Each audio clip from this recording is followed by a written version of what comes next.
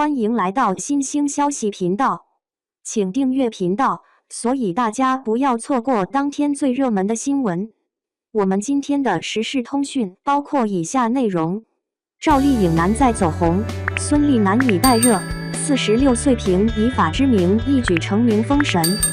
曾经觉得这个演艺圈里的小透明几乎没救了，没想到他竟然死里逢生。在热播的剧《以法之名》中，硬是把主角的光芒都抢走了。要知道，他曾经和赵丽颖搭过档，两人在剧里还撒过糖。另外，他还和孙俪联手演过精彩的对手戏。虽然他和两位大咖都合作过，但赵丽颖一再帮衬都没让他红起来，孙俪也带不动他，结果他就顺理成章地被冠上了小胡咖的称号。这回，他凭借在《以法之名》里的出色表现，吸引了不少粉丝，差点就封神了。直到这个时候，人们才意识到，原来他背后还有大靠山，再度杀回荧幕。自从《以法之名》开播之后，一直是热门话题，讨论度也是一路飙升。观众们除了沉醉于剧情之外，还对剧中演员们的演技赞不绝口，真是看得停不下来。除了靠着扎实的台词底蕴，把观众迷得神魂颠倒的懂情之外，剧中扮演追求真相的检察官安，也是让人印象深刻、令人难以忘怀的角色。一戴上眼镜，换上正式的西装，那个检察官的气场立马就扑面而来。他只要静静坐在那里，不用多说一句话，观众就能真切感受到他那种发自内心的刚直不阿。剧里，安饰演的检察官在权力和腐败的夹缝中挣扎，虽然身处是非之的，但他依然能做到出淤泥而不染，始终坚守初心，记得自己作为检察官的使命和责任。他受到威胁时，心里难免有点惧怕，但为了不被对方的气焰压倒，他用坚毅的目光回应，眼神中又带着一丝迷离和躲闪，把那种正义感表现得淋漓尽致。从世安的演技来看，他并没有刻意夸大自己在剧中的角色存在感，那几次眼神的闪烁，正是最直观的证明。人一受到威胁，难免会有点害怕，那几次眼神偷偷闪躲，简直说不过去的精彩。确实不愧是中年老戏骨，在《以法之名》里的表现，和张译、蒋欣等主演比起来一点都不遑多让，演技堪称封神级别。而且作为配角的安，把乔振兴这个角色演得挺接地气，真是入木三分，挺有张力。安在《以法之名》里的表现可真挺出彩的，引得不少人觉得奇怪，他这么棒的演员，之前难道没有一些比较有名的作品吗？一直到重新想起赵丽颖的《风吹半夏》和孙俪的《乌云之上》时，才恍然大悟，原来那正是安。在《以法之名》爆红之前，安曾被人吐槽带不动，明明演技不错，长得也还行，怎么就带不了火呢？咋就带不动了？赵丽颖曾借着《风吹半夏》一炮而红，这部剧也因此赢得了很多关注，剧里的李光洁、孙谦等演员也都跟着火了一把。剧里和赵丽颖互动的对手戏演员是安，但很多观众并没有记住他的名字。剧一播完，大家只知道是安在剧中演的角色，却把他的身份给忘了。除了赵丽颖带不动之外，安还和孙俪合作过一次。在孙俪主演的《乌云之下》里，安饰演了一个警察，造型和角色设定都挺不错的，但不知道为什么就是火不起来。这次孙俪也对他没啥办法了。不过安明明长得挺帅气，演技也相当不错，怎么就是火不起来呢？一方面可能是因为他在剧里的角色戏份不算多，人物的成长线也挺平淡，没啥特别抢眼的剧情，让观众难以留下深刻的印象。另一方面呢，安在生活中一直挺低调的，除了拍戏之外，基本上很少在公众面前露面。要知道啊，过去的他可是那种白月光级别的存在，白月光一般的存在。你看安的样子，看起来还挺嫩的，可实际上她早就是70后的人啦。看过她年轻时候的照片后，不由得感叹一句：岁月从不败美人，帅哥也是一样呀。时间过去了这么久，他还是那个青春颜值十足的小伙子。这回他确实算得上是真的不老男神了。他是安，毕业于影视表演专业。从那以后，他在各种影视作品中都能看到他的身影。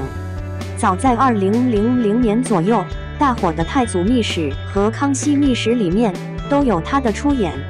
那会儿的他还是个超级嫩的小帅哥，眼神里还带点纯净。第一次出现在大荧幕上，就让不少人眼前一亮。他出道挺早的，在娱乐圈算是个小前辈了。刚开始的时候，影视拍摄技术还不算特别先进，更别说滤镜啥的。那时候的帅哥，个个都是真材实料的。安就是个大眼睛的帅哥，皮肤也保养得特别不错，真是完全符合大家心里对白月光的所有想象。安的起点确实挺高，可不知咋的，后来就被淹没在娱乐圈里了，都只是偶尔在一些影视剧里客串一下，露脸，显示自己还没完全退出圈子吸影。虽然安偶尔会冒个头，但他在娱乐圈里的存在感可真不算高，演的角色都比他自己更有人气出名。之前和赵丽颖、孙俪这些圈内大牌合作，反倒没能擦出什么火花，很多人都觉得安可能就这样了，看来想火起来几乎不太可能了。这次他在《以法之名》里的表现让很多人刮目相看，不过也有人提出疑问，觉得他走红可能只是昙花一现。不过也有人看好他的前景，觉得他未来值得期待，不免让人猜测接下来他的发展会是怎样的呢？昙花一现还是未来可期？安毕业于专业的艺术院校，专业技能不用怀疑，而且他出道挺早，算得上是经验丰富的老前辈。可能这次他突然走红，大概不是偶然，而是必然的结果，也算是多年来一直坚持在镜头前最好的回报。当许多人拿他当是个小咖或是胡咖开玩笑时，他可没因此灰心，也没着急要让观众认可自己，而是脚踏实地，持之以恒地打磨演技，在一次又一次的表演中不断积累经验。也许正是因为他一直坚持不懈，才让《以法之名》能够取得如此好的反响。也许安的火热程度会像昙花一现，但作为演员，他的未来可真是值得期待。相信不久的将来，他还会带着新作再次让大家眼前一亮。结语：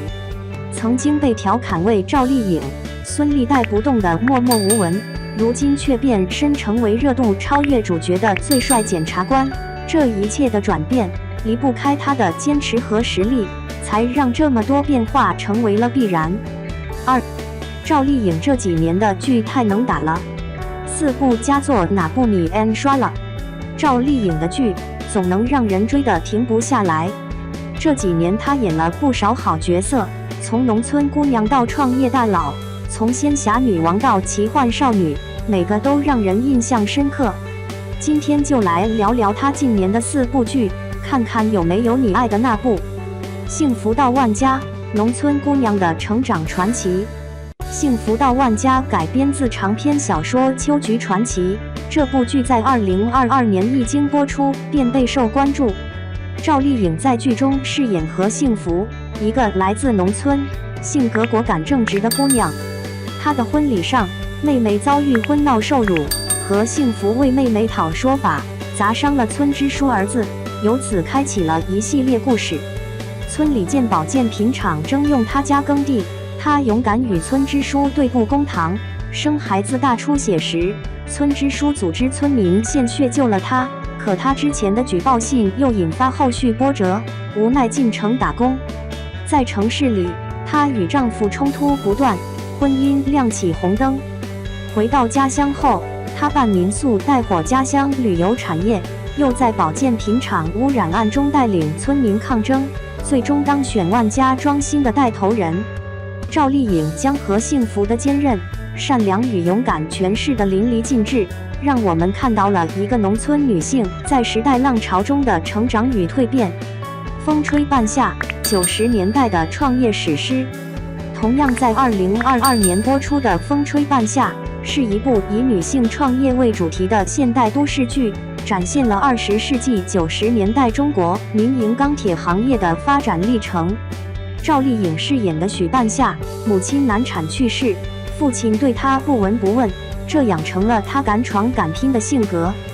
她带着兄弟小陈同销齐做起废钢运输生意，凭借冒险精神和务实态度勇闯俄罗斯，买到5万吨废钢，收获事业第1桶金。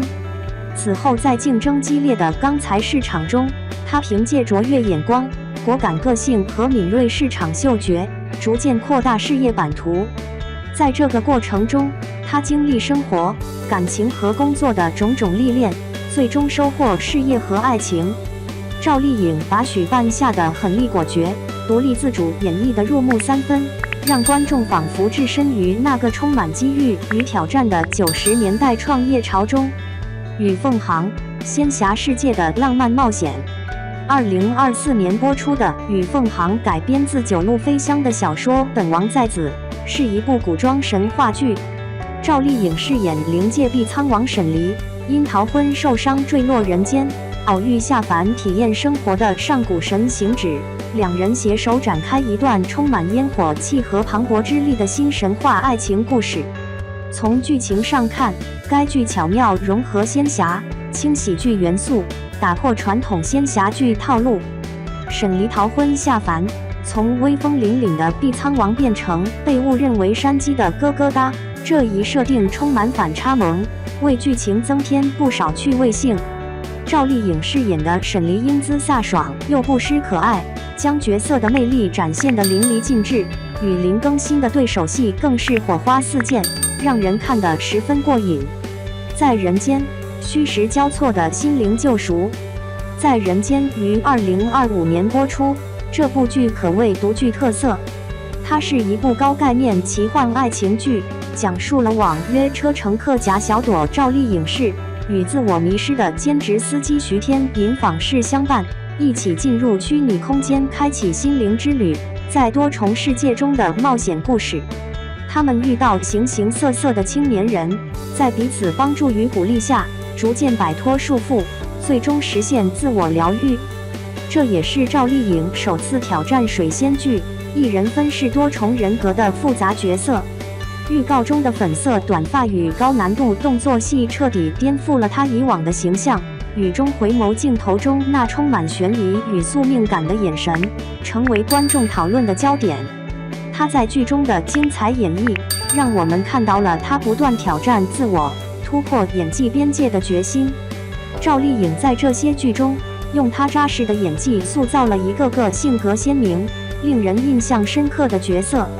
相信在未来，赵丽颖还会继续为我们带来更多精彩的作品，让我们一起期待她在演艺道路上创造更多的辉煌。